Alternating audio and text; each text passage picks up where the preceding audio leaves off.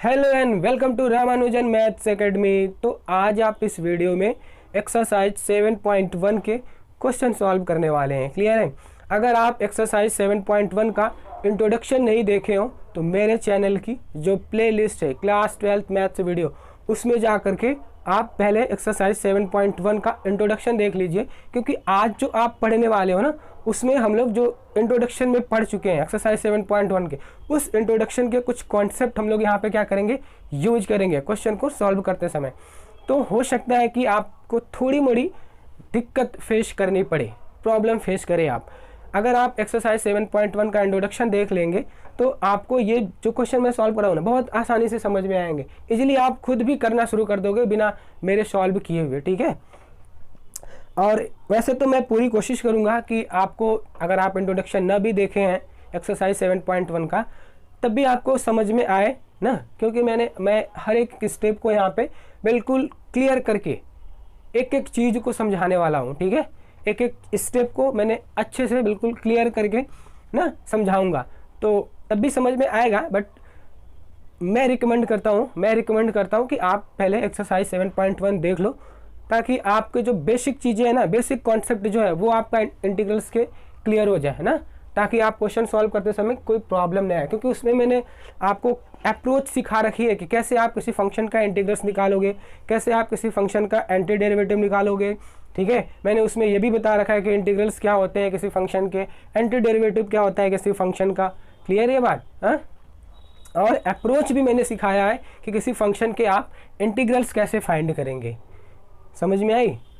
तो आप पहले एक्सरसाइज 7.1 का इंट्रोडक्शन देख लीजिए, इसके बाद आप इस वीडियो को देखिए, बिल्कुल आपको बहुत आसान लगेंगे ये सारे क्वेश्चन। और ऑब्वियसली ये क्वेश्चन आसान भी है, एक्सरसाइज 7.1 आपकी बेसिक है, दैट्स वाई ये आपको बहुत आसान लगेगी, आसान है भी एक्चुअली। ठीक है? शुरू करते हैं। हम लोग का क्वेश्चन में क्या कह रहा है, देखो, find an anti derivative or integrals of the following function by the method of inspection. ये जो फंक्शन दिए गए ना हम लोगों को, 5 फंक्शन, क्लियर है? इन जो फंक्शन दिए गए हैं ये हमारे ट्रिग्नोमेट्रिक फंक्शन कहे जाते हैं। ठीक है? ये एक्सपोनेंशियल फंक्शन है हमारा। ठीक है? तो हम लोग को इन सारे फंक्शन के क्या निकालने हैं, एंटी डेरिवेटिव बताने हैं। देखो, क्वेश्चन पढ़ के आपको ये लगा होगा कि सर एंटी डेरिवेटिव या फिर इंटीग्रल किसी फंक्शन का क्या होता है, और ये मेथड ऑफ इंस्पेक्शन क्या होता है। क्लियर है? दो चीज़ें आपको यहाँ पे बिल्कुल नई लगी होंगी।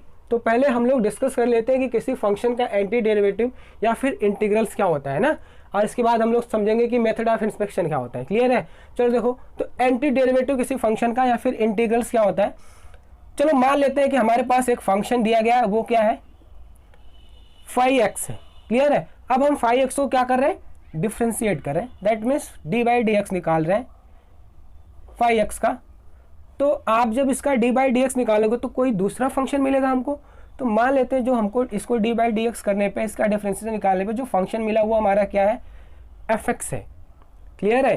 तो अब ये जो मेरा 5x है ना, वो fx का क्या कहलाएगा, एंटी डेरिवेटिव। क्लियर है? समझ में आई बात कि किसी फंक्शन का एंटी डेरिवेटिव या फिर इंटीग्रल्स क्या होता है। अगर आपके पास कोई फंक्शन है ना, उसको आप डिफरेंशिएट करो, जो नया फंक्शन मिलेगा आपको, वो नए फंक्शन का जो पहला वाला फंक्शन रहेगा आपका, वो क्या कहलाएगा, एंटी डेरिवेटिव। क्लियर है? अगर आप एग्जांपल से समझो, मान लो हमारे पास जो 5x है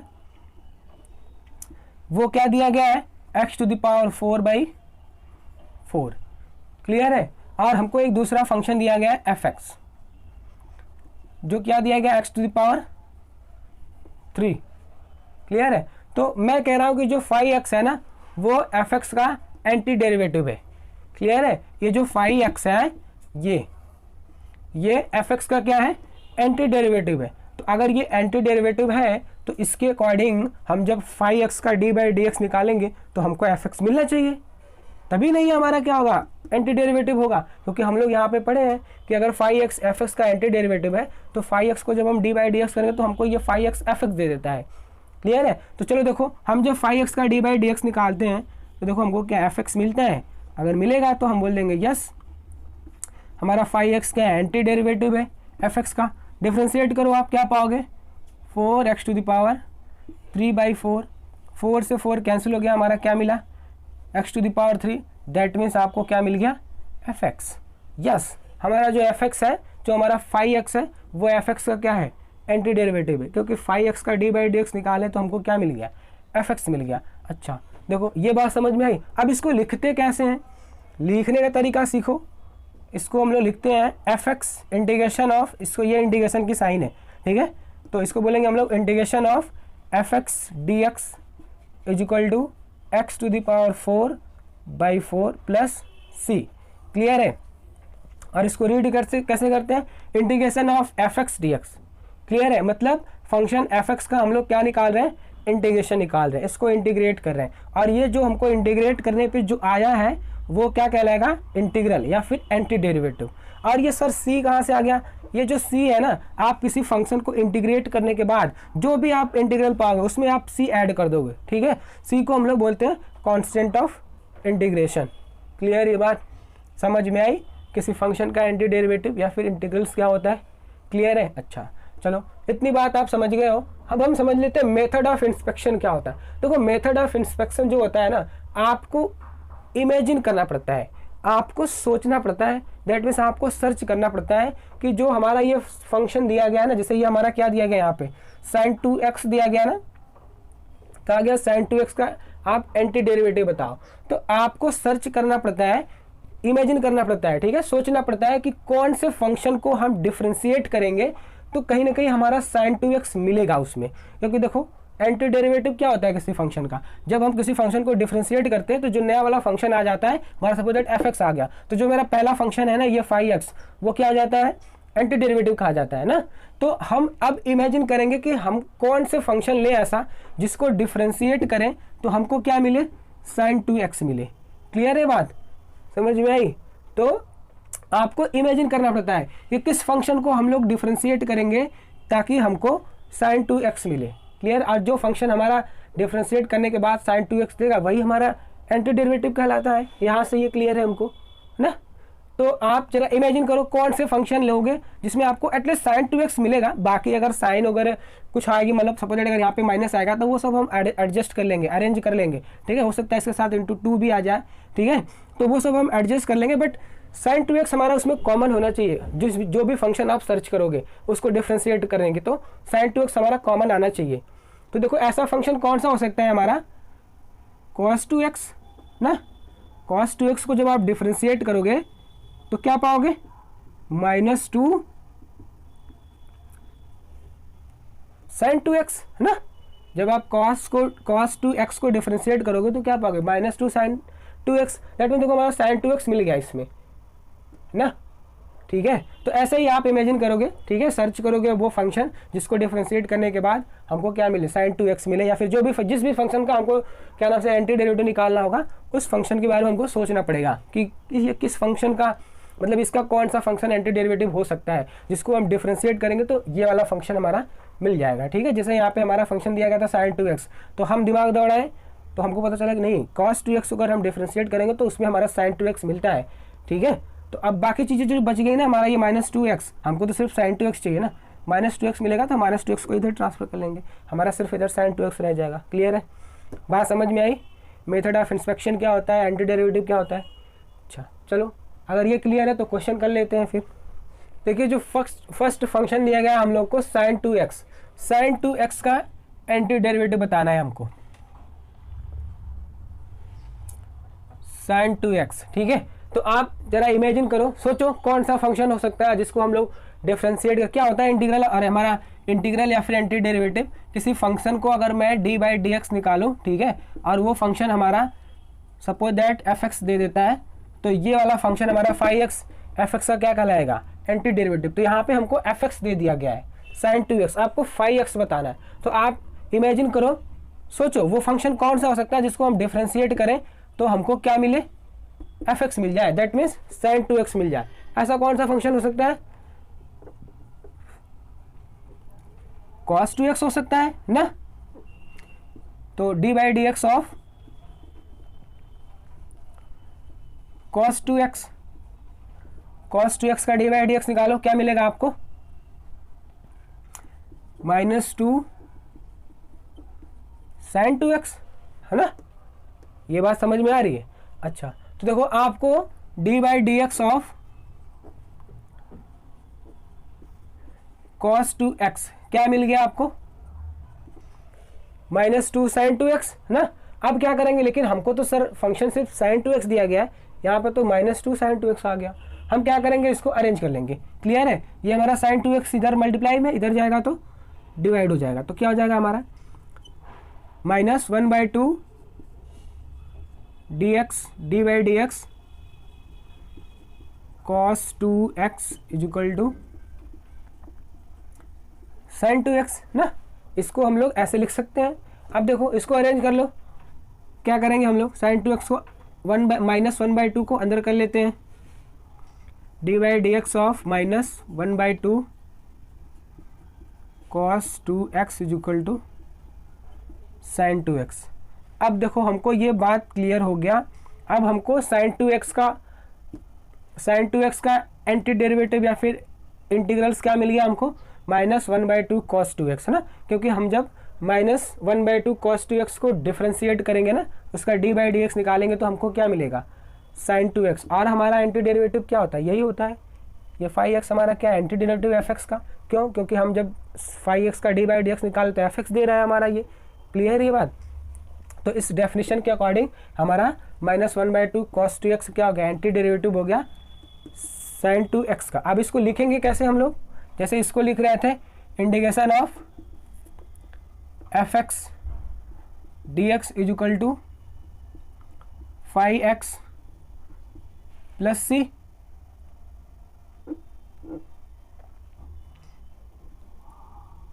ना। जैसे इसको लिख रहे थे integration of fx dx equal to 5x plus c, वैसे इसको भी लिख देंगे integration of sin 2x dx equal to -1/2 cos 2x plus c। Clear है, ये बात समझ में आई।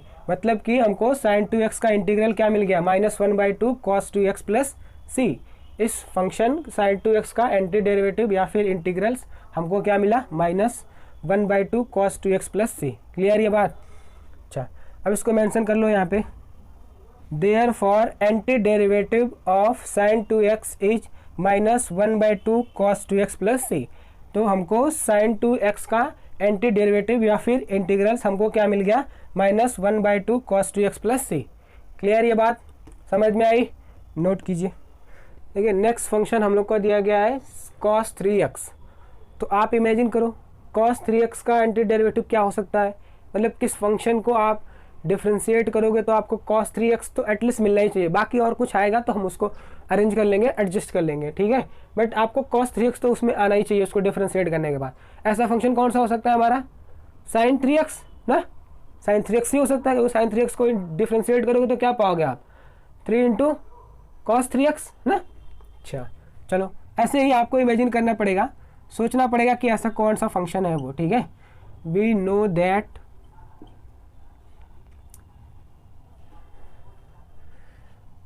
d/dx of sin 3x is equal to 3 cos 3x। देखो मैंने sin 3x को जब डिफ्रेंशिएट किया तो हमको cos 3x यहाँ पे मिल गया। चलो ये 3 एक्स्ट्रा आ रहा है हमारा, हम इसको अरेंज कर लेंगे, क्या प्रॉब्लम है, इसको एडजस्ट कर लेते हैं। यहाँ पे ये 3 हमारा मल्टीप्लाई में इधर आएगा तो डिवाइड हो जाएगा, तो क्या हो जाएगा 1/3 d/dx sin 3x is equal to cos 3x ना। क्लियर ये बात। अच्छा अब ये 3 हमारा, इसको अरेंज कर लेते हैं, 1/3 को अरेंज कर लेते हैं, क्या हो जाएगा हमारा d/dx of d/dx of 1/3 sin 3x is equal to cos 3x। क्या ये बात समझ में आई। अब हमको cos 3x का एंटी डेरिवेटिव क्या मिल गया, 1/3 sin 3x। अब मैं 1/sin 3x को अगर d/dx करूँगा, अगर इसका मैं डिफरेंशिएशन निकालूंगा तो हमको cos 3x मिलेगा।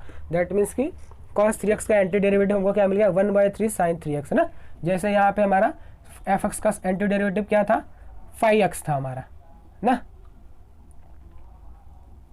fx का एंटी डेरिवेटिव क्या था, 5x था। तो 5x को हम जब d/dx कर रहे थे तो हमको fx मिल रहा था, तो बिल्कुल यहाँ पर भी देखो एज इट इज है ना, माइनस 1/3 साइन 3x का जब मैं dy/dx कर रहा हूँ तो हमको cos 3x मिल रहा है। दैट मीन्स cos 3x का एंटी डेरिवेटिव क्या आ गया 1/3 साइन 3x। क्लियर ये बात समझ में आई। चलो अच्छा, अब इसको हम लोग इस तरह लिख रहे थे है ना, इसको हम लोग कैसे लिख सकते हैं, integration of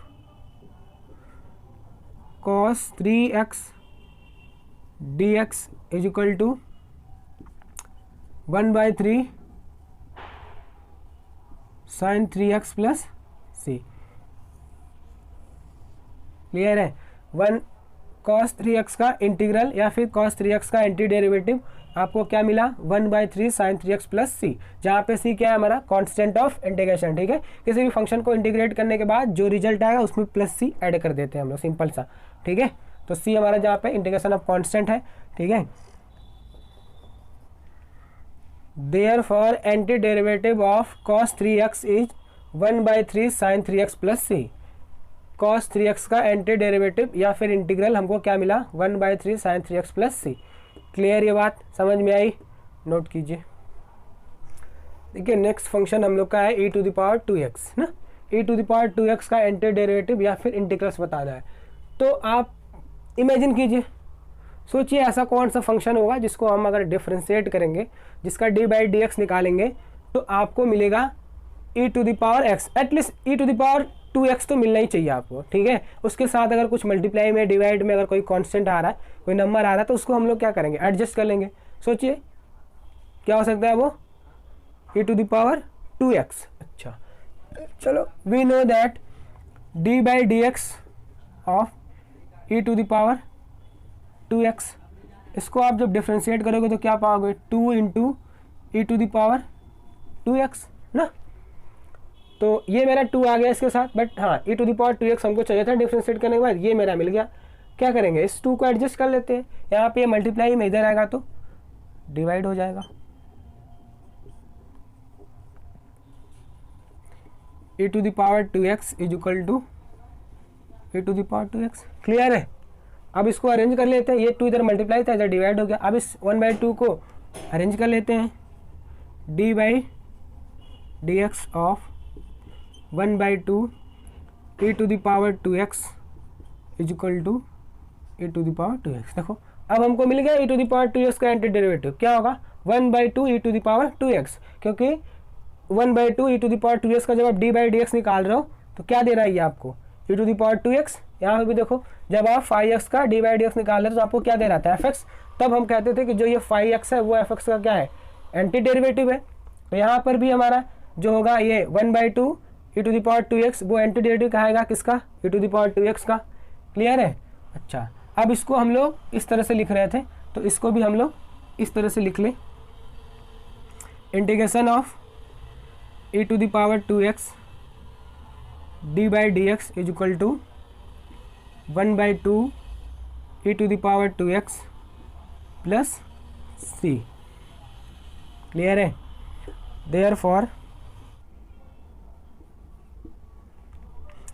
therefore anti derivative of e⁻²x is 1/2 e⁻²x plus c। हमको e⁻²x का एंटी डेरिवेटिव क्या मिल गया या फिर इंटीग्रल्स क्या मिल गया हमको 1/2 e⁻²x प्लस c, जहाँ पे c हमारा क्या है कांस्टेंट ऑफ इंटीग्रेशन। जो सिंपली हम लोग जो फंक्शन को इंटीग्रेट करने के बाद जो हमारा इंटीग्रल आता है ना, बस उसमें प्लस ऐड कर देते हैं c। क्लियर है, उसमें हम लोग c को ऐड कर देते हैं बस सिंपली, जहाँ पे c हमारा इंटीग्रेशन कांस्टेंट कहलाता है ये। क्लियर है, समझ में आई, नोट कीजिए। देखिए नेक्स्ट फंक्शन हम लोग का दिया गया है ax प्लस b का होल स्क्वायर। तो आप इमेजिन कीजिए ऐसा कौन सा फंक्शन है जिसको आप डिफ्रेंशिएट करेंगे, जिसका d/dx निकालेंगे तो आपको मिलेगा ax प्लस b का होल स्क्वायर। इमेजिन कीजिए कौन सा फंक्शन है ऐसा जिसको आप डिफ्रेंशिएट करेंगे, मतलब कि जिसका d/dx निकालेंगे आप तो आपको मिलेगा ax प्लस b का होल स्क्वायर। सोचिए कौन सा फंक्शन हो सकता है वो ax प्लस b का होल क्यूब है ना, ax प्लस b का होल क्यूब हो सकता है। Good, very good. एटलीस्ट आपका ax प्लस b का होल स्क्वायर तो आना ही चाहिए, बाकी उसके साथ इनटू में मल्टीप्लाई में या फिर डिवाइड में हमारा कोई नंबर आएगा या फिर कांस्टेंट आएगा तो हम उसको एडजस्ट कर लेंगे। क्लियर ये बात। अच्छा तो आपने बताया कि सर ax प्लस b का होल स्क्वायर होगा, होल क्यूब होगा। क्लियर है। चलो D by D x of A X plus B का होल क्यूब। क्लियर है? चलो इसको डिफ्रेंशिएट करो, आप क्या पाओगे, 3ax प्लस बी का होल स्क्वायर इंटू ए ना। दैट मीन्स आपको क्या मिल गया, 3ax प्लस बी का होल स्क्वायर। क्लियर है? अच्छा चलो सही बात है, हमको सिर्फ चाहिए था क्या, ax प्लस बी का होल स्क्वायर। बिल्कुल सही आप सोचे थे। तो हमारा 3x, ये 3a जो हमारा वो एक्स्ट्रा आ रहा है, हम क्या करेंगे 3a को एडजस्ट कर लेंगे फिर। क्लियर है बात? चलो ये हमारा D by D x of ax plus B का होल क्यूब ना, इसको भी ऐसे कर लो आप। क्लियर है? तो अब देखो यहाँ से D by D x of, ये हमारा 3a क्या इधर मल्टीप्लाई में है, इधर आएगा तो डिवाइड हो जाएगा, तो क्या आ जाएगा 1/3a D by D x of ax plus B का होल क्यूब। क्या मिल गया आपको, ax प्लस बी का होल स्क्वायर। यहाँ तक बातें समझ में आई आपको? अच्छा ठीक है, फिर इसको अरेंज कर लेते हैं हम लोग। D by D x of 1/3a ax plus B का whole cube is equal to ax plus B का होल स्क्वायर। देखो अब हमको ax प्लस बी का होल स्क्वायर का इंटीग्रेशन मिल गया, इंटीग्रल मिल गया। दैट मीन्स एंटी डेरिवेटिव क्या मिला, 1/3a into ax plus B का होल क्यूब। क्लियर ये बात? अच्छा अब देखो यही हमारा होता है ना, यहाँ पे fx का एंटी डेरिवेटिव क्या फाई एक्स है ना, तो फाई एक्स का जब डी बाई डी एक्स निकालते तो fx मिल रहा था हमको। तो यहाँ पर भी हम जो 1/3a का 1/3a into ax plus B का होल क्यूब का जब डी बाई डी एक्स निकाला तो हमको क्या दे रहा है, ax प्लस बी स्क्वायर दे रहा है, ax प्लस बी का होल स्क्वायर दे रहा है। That means ax plus B के होल स्क्वायर का एंटी डेरिवेटिव क्या आ गया हमारा, 1/3 ax प्लस बी का होल क्यूब, है ना। चलो अब इसको हम लोग इस तरह से लिख रहे थे, तो इसको भी हम लोग लिख सकते हैं ax प्लस बी का whole square dx is equal to 1/3a into ax plus B का होल क्यूब। क्लियर ये बात? प्लस सी इंटीग्रेशन कांस्टेंट ना, कांस्टेंट ऑफ इंटीग्रेशन सी। क्या ये बात समझ में आई आप लोग को? अच्छा therefore anti derivative of ax plus B का whole square minus whole square is 1/3 ax plus B का होल क्यूब प्लस सी। क्लियर है? ax प्लस बी के होल स्क्वायर का इंटीग्रल या फिर एंटी डेरिवेटिव आपको क्या मिला, 1/3 इंटू ax प्लस बी का होल क्यूब प्लस सी। ये बात समझ में आई है? क्लियर है? नोट कीजिए जो नेक्स्ट फंक्शन दिया गया है sin 2x minus 4e⁻3x। Clear है? देखो इसमें हम लोग क्या करेंगे, दो फंक्शन एक साथ दिए गए ना, हम लोग क्या करेंगे ना, अलग अलग दोनों फंक्शन का एंटी डेरिवेटिव निकालेंगे, फिर उन दोनों को एक साथ इसी तरह इस फॉर्म में लिख देंगे। क्लियर है? मतलब एक बार इसका निकालेंगे फिर इसका निकालेंगे, ठीक है। फिर जो एंटी डेरिवेटिव आया रहेगा उसको यहाँ पे, फिर माइनस यहाँ पे ऐसे पुट कर देंगे, ठीक है। इसकी जगह पे इसका एंटी डेरिवेटिव, इसकी जगह पे इसका एंटी डेरिवेटिव। क्लियर है? समझ में आई बात? अच्छा चलो ठीक है। तो हम लोग का जो फर्स्ट फंक्शन है इस वाले में क्या है, वो sin 2x ना, sin 2x दिया गया है। सोचो अब जरा, ये sin 2x हमारा क्या है, पहला ही वाला तो है, यही तो है। इसका आप एंटी डेरिवेटिव कैसे निकाले थे, हाँ? We know that d by D x of क्या था हमारा sin 2x का, cos 2x ना। cos 2x को डिफ्रेंशिएट करो, आप क्या पाओगे, -2 sin 2x, है ना। इसको जरा एडजस्ट करो, हमारा -2x इधर है, यहाँ पे आके -1/2 डिवाइड हो गया, d by D x of cos 2x is equal to sin 2x, है ना। क्लियर है बात? इसको एडजस्ट अरेंज कर लो अब आराम से, -1/2 cos 2x is equal to sin 2x ना। क्लियर है बात? समझ में आया? चलो अब इसी तरह हम लोग किसका निकाल लेते हैं, 4e⁻3x का। दैट मीन्स sin 2x का एंटी डेरिवेटिव हमको क्या मिल गया, -1/2 cos 2x। ये बात समझ में आई? अच्छा अब देखो इसको लिख कैसे सकते हो आप, लिख दो इस फॉर्म में, है ना। जैसे ये फाई एक्स हमारा क्या था, एंटी डेरिवेटिव था fx का, तो हम लोग इसको इस तरह लिख रहे थे। तो हमारा इसको भी हम लोग इस फॉर्म में लिखते हैं। तो क्या होगा, integration of sin 2x minus 1/2 cos 2x plus C. Clear, ये बात समझ में आई। वैसे ही आप इसको भी निकालो, 4e⁻3x का एंटी डेरिवेटिव। देखो हमको ऐसा फंक्शन लेना है जिसमें एटलीस्ट हमारा 4e⁻3x तो मिले d/dx करने पे। क्लियर है, बाकी और कुछ चीज़ें एक्स्ट्रा मिलेंगी, हम उसको एडजस्ट कर लेंगे, अरेंज कर लेंगे। क्लियर है, तो कौन सा फंक्शन हो सकता है हमारा, वो कौन सा फंक्शन हो सकता है, इमेजिन कीजिए, सोचिए। 4e⁻3x, good. We know that d/dx of 4e⁻3x is equal to 4 into 3e⁻3x। देखो 4e⁻3x मिल गया, ये 3 हमारा मल्टीप्लाई में इधर डिवाइड भी कर देंगे इसको। 1/3 d/dx into 4e⁻3x is equal to 4e⁻3x। Clear है, अब इसको एडजस्ट कर लो, ये d/dx है, d/dx 1/3 4e⁻3x is equal to 4e⁻3x। Clear है बात। देखो अब हमारा जो 1/3 4e⁻3x है वो एंटी डेरिवेटिव हो गया किसका, 4e⁻3x का। इसको हम लोग इस फॉर्म में लिख लेते हैं, integration of 4e⁻3x dx is equal to, चलो क्या हो जाएगा ये मेरा 4/3 ना, 4/3e⁻3x प्लस सी। क्या ये बात समझ में आई, क्लियर है। अब देखो हमको साइड 2x का क्या मिल गया anti derivative, minus 1/2 cos 2x plus C, और 4e⁻3x का क्या मिल गया एंटी डेरिवेटिव हमको, 4/3e⁻3x प्लस सी। अब इनको एक साथ कर लेते हैं तो क्या मिलेगा आपको, anti derivative of integration of sin 2x minus 4e⁻3x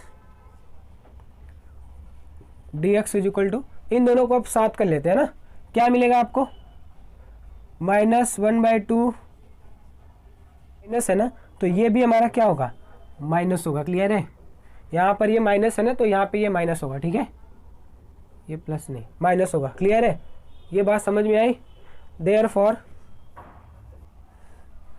Therefore anti derivative of sin 2x minus 4e⁻3x is minus 1/2 cos 2x minus 4/3e⁻3x plus C. Clear है, हमको sin 2x माइनस 4e⁻3x का एंटी डेरिवेटिव क्या मिल गया, minus 1/2 cos 2x minus 4/3e⁻3x plus सी। Clear, ये बात समझ में आई, नोट कीजिए। देखिए नेक्स्ट क्वेश्चन है हम लोग का, find the following integral in the exercises 6 to 20। 6 से 20 जो क्वेश्चन है ना आपके बुक में एनसीईआरटी में, उनके आपको इंटीग्रल्स बताने हैं। जैसे में हम लोग का पहला है क्वेश्चन नंबर 6, कह रहा है integration of 4 into e⁻3x plus 1 dx। ठीक है, इसका आपको इंटीग्रल निकालना है, दैट मीन्स आपको इसको इंटीग्रेट करना है। क्लियर है, तो अगर आप एक्सरसाइज 7.1 इंट्रोडक्शन पार्ट 2 देखे होंगे तो आपको कुछ अच्छे से क्लियर होगी चीज़ें, अगर नहीं देखे होंगे तो मे बी कि आप लिटिल बिट प्रॉब्लम, ठीक है, आप फेस कर सकते हैं।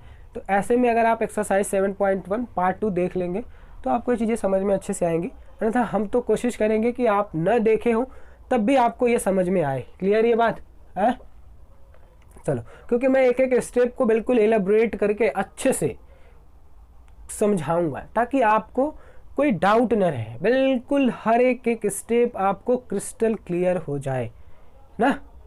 ठीक है, चलो क्वेश्चन नंबर 6 देखते हैं। देखो क्या दिया गया है हमको, integration of 4e⁻3x plus 1 dx। इसको आप कैसे लिख सकते हो, ये एक साथ दिया गया है ना, इसको हम लोग अलग अलग लिख देते हैं। कौन सी प्रॉपर्टी यूज करेंगे अलग अलग लिखने के लिए, देखो इंटीग्रेशन प्रॉपर्टी हम आपको कुछ पढ़ाए थे एक्सरसाइज 7.1 इंट्रोडक्शन पार्ट 1 में, क्लियर है। तो उस इंटीग्रेशन प्रॉपर्टी के हेल्प से हम लोग इसको अलग अलग लिखेंगे, ठीक है। तो हमारी वो प्रॉपर्टी क्या थी, पहले आप उसको देख लो। Integration of F x plus ji x D x, clear है। ये एक साथ है, मतलब कि कुछ इस तरह है। इसको हम अलग अलग लिखेंगे, तो देखो कैसे लिखेंगे। Integration of F x D x plus integration of ji x D x, clear, ये बात समझ में आई। इस प्रॉपर्टी के हेल्प से हम इसको अलग अलग कर लेंगे इस वाले को, ठीक है।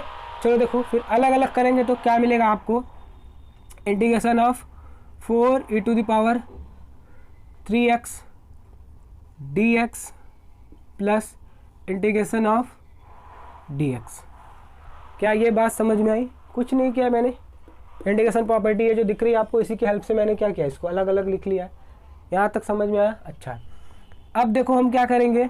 ये जो हमारा 4 दिख रहा है ना, 4e⁻³ इसमें हम 4 को इंटीग्रेशन से बाहर कर लेते हैं, क्योंकि 4 हमारा क्या है, कांस्टेंट है, क्लियर है। d/dx plus integration of dx। Sir आप इसको कैसे लिखे हैं? देखो आप एक इंटीग्रेशन ऑफ प्रॉपर्टी जो हम पढ़ाए थे, उस इंटीग्रेशन ऑफ प्रॉपर्टी में एक प्रॉपर्टी पढ़े होगे आप, integration of k f x D x, clear है। इसको हम लोग कैसे लिखते थे, के integration of F x D x, clear है। तो इस प्रॉपर्टी जहाँ पे के हमारा क्या है, कांस्टेंट है, क्लियर है। तो यहाँ पे हमारा 4 कांस्टेंट था, हमने इसको बाहर कर लिया। क्या यहाँ तक क्लियर है ये? अच्छा, अब देखो 4 इंटू ये हमारा e⁻³ का इंटीग्रेशन क्या होता है, एक फार्मूला आप पढ़े होंगे, इंटीग्रेशन ऑफ e⁻ax dx। क्या होता है ये, e⁻ax by a plus c। चलो इस फार्मूले पे इसको ब्रेक करो। हमारा यहाँ पे e⁻³ है, यहाँ पे e⁻ax है, तो हमारे a की वैल्यू क्या है, 3 है। तो इसको इंटीग्रेट किए तो क्या मिला, e⁻ax by a plus c। तो यहाँ पे क्या मिलेगा आपको, e⁻3x बाई 3 ना, a हमारा यहाँ पे आ रहा है ना, डिवाइड हो रहा, तो 3 हमारा क्या है, a की वैल्यू क्या है, 3 है, तो 3 हमारा क्या होगा, डिवाइड हो जाएगा। प्लस dx का क्या पढ़े थे आप, integration of dx equal to x plus C. बस मैंने क्या किया, प्लस सी कर दिया, x प्लस सी कर दिया। अब आप बोलोगे सर जब आप e⁻ax dx निकाल रहे थे तो आपको मिल रहा था e⁻ax plus C, e⁻ax by a plus C मिल रहा था, और यहाँ पे भी सी में 2 सी मिले ना, तो कोई बात नहीं, 2 सी मिले होंगे तो वो 2c हो गया होगा। इसकी वैल्यू मैंने यहाँ पे रखी और इसकी वैल्यू मैंने यहाँ पे रखी, तो वो हमारा क्या हो गया, c प्लस सी 2c। हम उसको c से रिप्लेस कर दिए, ठीक है। आपको एक ही c यूज करना है फाइनल रिजल्ट में, ऐसा नहीं कि इसका c दोनों c लिख दे ना, सिर्फ आपको एक c यूज करना है, तो वो c आप सिर्फ एक लिखोगे, ठीक है। फाइनल रिजल्ट जो भी इंटीग्रेशन करने के बाद आएगा उसमें सिर्फ एक c ऐड कर दोगे, समझ में। ये c अब सारे c का काम करेगा, इसका भी करेगा, इसका भी करेगा, ठीक है। अच्छा, अब इसको अच्छे से लिखो, क्या मिलेगा आपको, 4/3 e⁻3x plus x plus c। That means जब आपने इंटीग्रेट किया फंक्शन 4e⁻3x प्लस 1 को, तो आप क्या पा गए, 4/3 e⁻3x plus x plus c। क्या ये बात समझ में आई, क्लियर है। मैंने एक एक जो भी फार्मूला यूज किया है आपको एक बार यहाँ पे साइड में बता दिया है, जो भी प्रॉपर्टी यूज की है मैंने इधर साइड में आपको डिस्कस कर दी है। ये यहाँ से हुआ है, ये यहाँ से, और ये यहाँ से, क्लियर ये बात। हर एक स्टेप को मैंने बिल्कुल एलाबोरेट करके कुछ भी नहीं छोड़ा है, सबको मैंने समझाते हुए यहाँ पे पहुँचा, ठीक है। क्योंकि आप सीख रहे हैं ना इंटीग्रेशन निकालना, तो सीखते समय आपको कुछ स्किप नहीं कर सकते हम, क्योंकि छोड़ूंगा तो आपको समझ में नहीं आएगा, क्लियर है। तो आई थिंक कि अब आपको ये क्लियर हो गया होगा, समझ में आ गया होगा। चलिए नेक्स्ट क्वेश्चन है हम लोग का, क्वेश्चन नंबर 7। देखिए इसमें क्या दिया गया, integration of x² into a minus 1/x² dx, clear है। चलो देखो इसको आप कैसे लिख सकते हो, x² का अंदर मल्टीप्लाई कर दो, क्या पा जाओगे आप, x square minus x square by x square D x ना ना। अब इसको सिंप्लीफाई करो, क्या मिलेगा आपको, integration of x square by, ये देखो x square by x square क्या हो जाएगा हमारा 1 डी एक्स ना। अब देखो इसको आप कैसे लिख सकते हो, integration of x square D x minus integration of d x, एक साथ था, मैंने इसको अलग अलग लिख लिया। कौन सी प्रॉपर्टी यूज किया है, integration of F x plus ji x D x ना। कैसे लिखते हैं इसको, integration of F x D x plus integration of ji x D x. Clear ये बात, इस प्रॉपर्टी के हेल्प से हमने क्या किया, इसको अलग अलग ब्रेक कर लिया। क्लियर है। अब इसको इंटीग्रेट करो आप, इंटीग्रेशन ऑफ, देखो फार्मूला आप पढ़े होगे एक, integration of x to the power N D x क्या होता है, x to the power N plus 1 by N plus 1 plus C. Clear है। तो इस फार्मूले के हेल्प से इसको ब्रेक करो, यहाँ पे एन की वैल्यू क्या है 2 है, तो हमारा क्या हो जाएगा x to the power 2 plus 1 by 2 plus 1 ना, माइनस ये इंटीग्रेशन की साइन हट जाएगी ना आपकी, ठीक है। X integration of x square D x क्या हो गया हमारा, x to the power 2 plus 1 by 2 plus 1 है ना, एन की वैल्यू हमारी 2 थी, इस फार्मूले के हेल्प से हुआ ये। अच्छा, माइनस डी एक्स क्या होता है हमारा, इंटीग्रेशन ऑफ डी एक्स क्या देता है आपको, एक्स प्लस सी, ठीक है। तो एक्स प्लस सी हो गया हमारा। क्लियर है। इसको आप सिंप्लीफाई करो, देखो यहाँ पे क्या मिलेगा, X to the power 3 by 3 minus X plus सी। तो आपको integration of x square into 1 minus 1 by x square D x क्या मिल गया आपको, X cube by 3 minus X plus C. Clear, ये समझ में आया है, नोट कीजिए। देखिए नेक्स्ट क्वेश्चन है हम लोग का, क्वेश्चन नंबर 8। क्वेश्चन नंबर 8 में क्या कह रहा है, integration of A x square plus B x plus c into D x. देखो इसको कैसे लिख सकते हो आप लोग, देखो ये मेरा एक साथ है ना, इसको आप अलग अलग लिख दो, integration of A x square D x plus integration of b x D x plus integration of c x. कौन सी प्रॉपर्टी आप यूज किए हो, integration of F x plus ji x D x क्या होता था हमारा, integration of F x D x plus integration of ji x D x. Clear है, एक साथ था अलग अलग मैंने कर दिया, यहाँ पर भी ये मेरा एक साथ है अलग अलग कर दिया। क्लियर है। चलो अब देखो ये हमारा क्या है, कांस्टेंट है, इसको बाहर कर लेते हैं, x square D x plus ये बी हमारा बाहर हो जाएगा, x D x plus C integration of d x.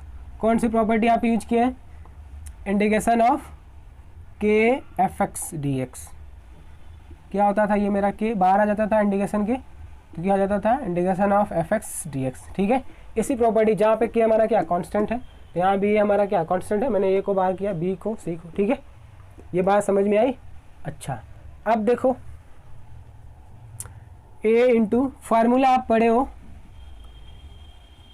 Integration of x to the power N D x क्या होता था, x to the power N plus 1 by N plus 1 plus सी ना। इस फार्मूले के हेल्प से इसको ब्रेक करो, यहाँ पे एन की वैल्यू क्या है 2 है, तो A into X to the power 2 plus 1 by 2 plus 1 plus इसको करो B into X to the power 1 plus 1 by 1 plus 1 plus C. ये क्या हो जाएगा हमारा आप पढ़े थे इंटीग्रेशन ऑफ dx क्या होता था, x प्लस सी। तो integration of dx x plus, ये हमारा कैपिटल सी है ना, यहाँ पे सी आपको देख रहा है, ठीक है, तो हम इसको कैपिटल सी कर देते हैं। इसको आप सिंप्लीफाई कर लो, क्या हो जाएगा ये आपका A x square by 2 plus, sorry ये क्यूब हो जाएगा ना, A X B X square by 2 plus C X plus C. Clear, ये बात समझ में आई। तो आपको integration of A x square plus B x plus C D x क्या मिल गया आपको, A X cube by 3 plus B X square by 2 plus C X plus C. क्या ये बात समझ में आई? देखिए नेक्स्ट क्वेश्चन है हम लोग का, क्वेश्चन नंबर 9। क्या दिया गया इसमें, integration of 2x to the power 2 plus a x D x. ठीक है, देखो इसको आप कैसे लिख सकते हो, ये एक साथ है ना, अलग अलग लिखो इसको। Integration of 2x to the power 2 D x plus integration of e to the power x into D x. कौन सी प्रॉपर्टी आपने यूज की है यहाँ पे, integration of function F x plus ji x D X equal to integration of F x plus F x D x plus integration of ji x D x. Clear है? इस property की help से मैंने क्या किया, ये एक साथ था, इसको अलग अलग लिख लिया। समझ में आया? अच्छा, तो आप एक इंटीग्रेशन प्रॉपर्टी पढ़े होगे, integration of k f x D x ना, के को क्या करते थे, इंटीग्रेशन से बाहर रख लेते थे और ये होता था मेरा एफ एक्स डी एक्स ना। इस प्रॉपर्टी की हेल्प से हम क्या करेंगे, 2 को इंटीग्रेशन से बाहर कर देंगे तो हमारा x square D x plus integration of e to the power x D x हो जाएगा। क्लियर है? ये बात समझ में आई यहाँ से? अच्छा, अब देखो, अब आप एक फार्मूला पढ़े होगे, integration of x to the power N D x is equal to x to the power N plus 1 by N plus 1 plus C. Clear है? देखो अब क्या करोगे आप, इस फार्मूले के हेल्प से इसको इंटीग्रेट करो, क्या हो जाएगा हमारा, एन की वैल्यू क्या यहाँ पे 2 है, तो x to the power 2 plus 1 by 2 plus 1 plus e to the power e x ना। अच्छा, इसका फार्मूला क्या पढ़े थे आप, इंटीग्रेशन ऑफ ई एक्स ना d x is equal to क्या होता था, e to the power x plus सी। तो ये हमारा क्या हो जाएगा, ई एक्स प्लस सी। इसको सिंप्लीफाई करो, क्या मिलेगा आपको, 2x to the power 3 by 3 plus e to the power x plus c. That means integration of 2x square plus e x D x क्या मिल गया आपको, है? क्लियर ये बात समझ में आई? नोट कीजिए, नोट कीजिए इसको। नेक्स्ट क्वेश्चन है हम लोग का, क्वेश्चन नंबर 10। तो क्या दिया गया है, integration of under root x minus 1 by under root x का होल स्क्वायर डी एक्स। देखो आप इसको कैसे लिख सकते हो, इसको ए माइनस बी के होल स्क्वायर ब्रेक कर दीजिए। क्या होता है माइनस बी का whole square, a minus b का whole square is equal to a square plus B square minus 2ab ना। इस फार्मूले पे आप इसको ब्रेक कीजिए, देखो क्या हो जाएगा, integration of under root x का square plus 1 by under root x का square minus 2 into under root x into 1 by under root x D x. Clear है बात? अच्छा, अब देखो इंटीग्रेशन ऑफ इसका स्क्वायर क्या होगा, अंडर रूट एक्स का एक्स हो जाएगा प्लस ये क्या हो जाएगा 1 बाई एक्स, और ये देखो रूट एक्स से रूट एक्स कैंसिल हो गया, सिर्फ बचा हमारा -2। दैट मीन्स आपको क्या मिल गया, ये हमारा कुछ अब इस तरह दिखने लगा। ठीक है? अच्छा, अब देखो, अब इसको क्या करो, अलग अलग लिख लो, ये सब हमारा एक साथ है ना, अलग अलग लिखो इसको। Integration of x D x plus 1 by x integration of 1 by x D x minus 2 D x. Clear है? कैसे लिख पाए इसको? प्रॉपर्टी जानते हो आप, f x plus ji x D x is equal to integration of F x D x plus integration of f g x है ना, ये g x D x. Clear है? इस प्रॉपर्टी से हमने क्या किया, ये एक साथ था, मैंने अलग अलग इसको क्या किया, ब्रेक कर लिया। अच्छा, अब देखो क्या करेंगे हम लोग, integration of x D x plus integration of 1/x D x minus, ये 2 हम बाहर कर लेते हैं इंटीग्रेशन से, ये हो जाएगा मेरा डी एक्स। कौन सी प्रॉपर्टी यूज किया यहाँ पे, आप एक प्रॉपर्टी पढ़े होंगे के एफ एक्स डी एक्स, क्या होती थी ये, के integration of F x D x ना, के को हम लोग क्या करते हैं इंटीग्रेशन से बाहर रख लेते, तो यहाँ पे हमने क्या किया, 2 को बाहर रख लिया। ठीक है, अब इसको इंटीग्रेट करो, एक्स टू द पावर, कौन सा फार्मूला यूज होगा आपका, integration of x to the power N D x, क्या होता था, x to the power N plus 1 by N plus 1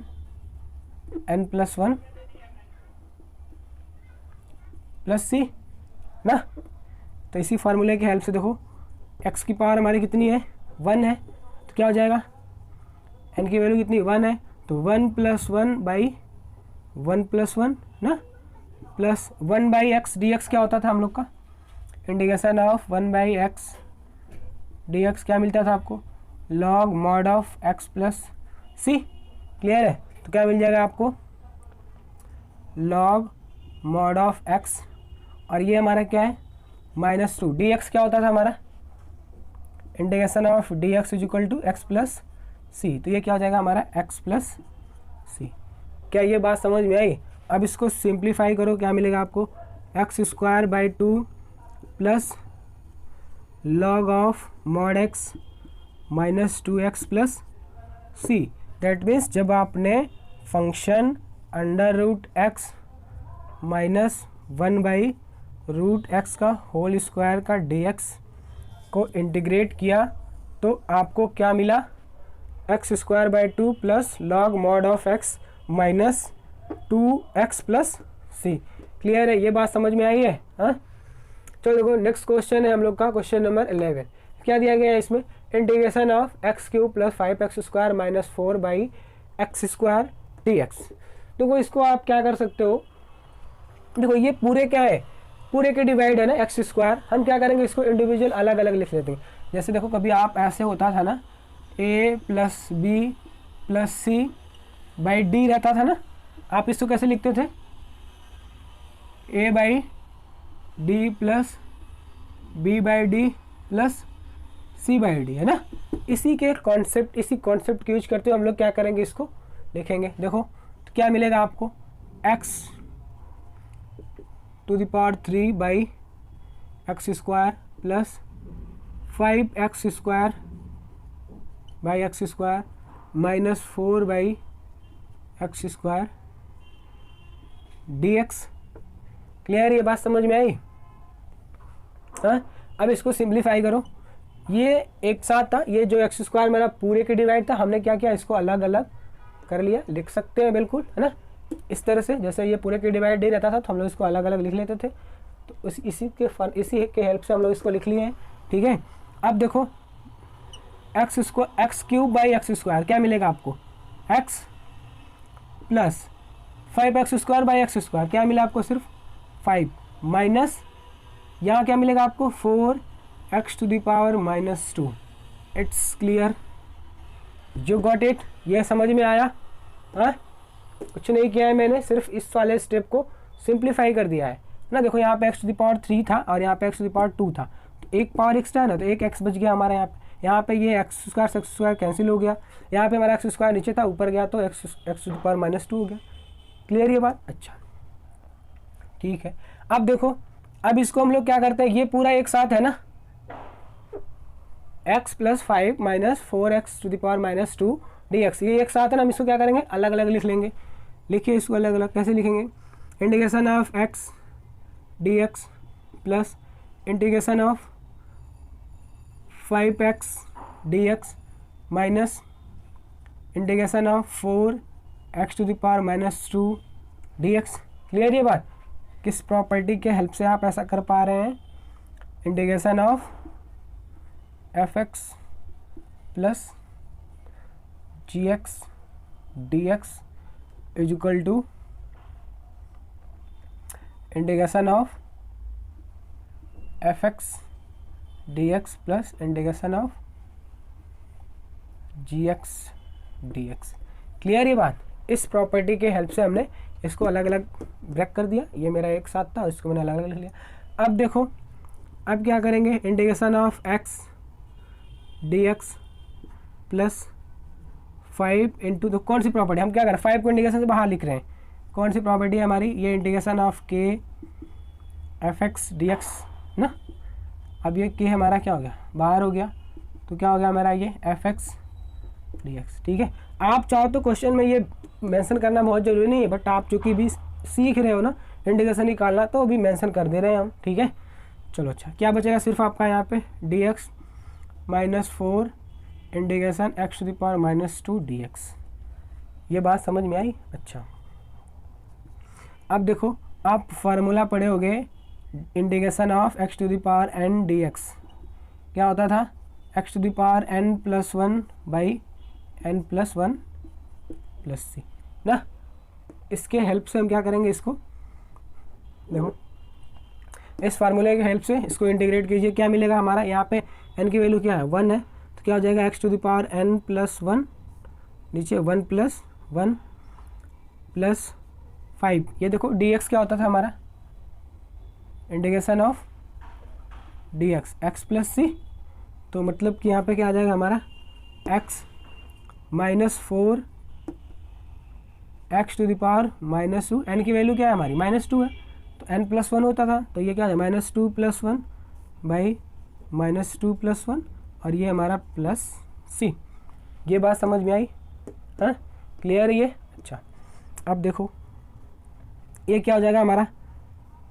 x²/2 plus 5x -4। ये देखो -2 -1 क्या देगा? ये -1 का जब मल्टीप्लाई हो जाएगा तो ये क्या हो जाएगा हमारा? +4। अच्छा, और ये क्या हो जाएगा हमारा? x -1 बचेगा ना, तो -1 x⁻−1 मतलब क्या? x है ना, और ये प्लस c। दैट मीन्स कि जब आपने इंटीग्रेट किया किसको? x⁻³ plus 5x² -4/x² dx को, तो आपको क्या मिला?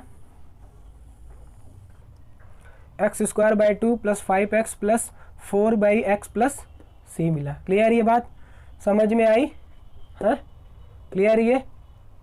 नोट कीजिए।